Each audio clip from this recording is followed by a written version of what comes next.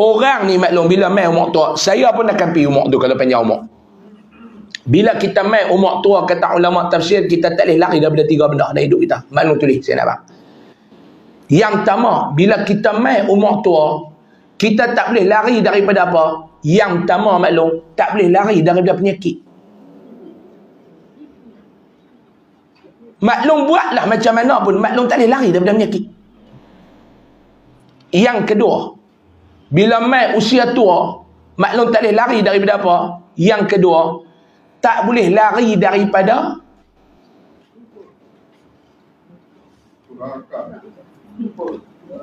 ingatan kurang. Betul tak? Maklum tak ada kata aku dulu kurang makan kismis. Maklum telan dengan pokok kismis itu pun main tua maklum tak payah nak buat dah. Umur kami 30-an ni pun maklum spek mata duk tak biji mata pun duk cari lagi. Ni umur kami. Hak tu kerap lah guys spek mata. Spek duk tak mata dah. Saya kemarin dengan bini dia gaduh ke tu. Yang kita cari tak jumpa, yang dia duk kerja tanya. Pi sana, pi sini, cari spek mata pada duk tang ni. Duk kalau nak keluar berceramah, jalan kanan masuk kiri tabik bilik pi ruang tamu masuk bilik iyak. Duk tang mana mendatang ni? Yang dia kata duk cari apa? Diamlah. Dah cari tak jumpa, duk hinggap pula.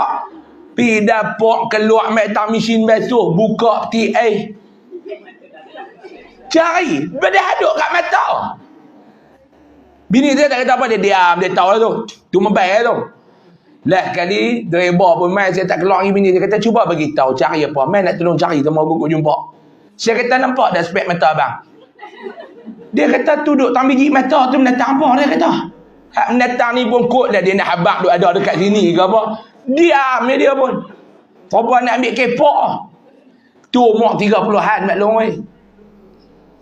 Tambah umur maklum. Ingat lupa betul tak? 3 malam dah mereka kata pergi masjid dengan lelaki dia balik dengan lelaki orang. Dia lupa. Pergi mayang terawih. Waktu pergi dengan lelaki dia balik dengan lelaki orang. Lupa. Bukan saja-saja lupa. Maklum tahu tak tanda orang tua ni dia ingatan dia kurang. Masih nak abang maklum lah. Yang pertama, tanda ingatan dia lemah. Dia suka duk cerita benda yang sama. Tak perasan kita duk cerita benda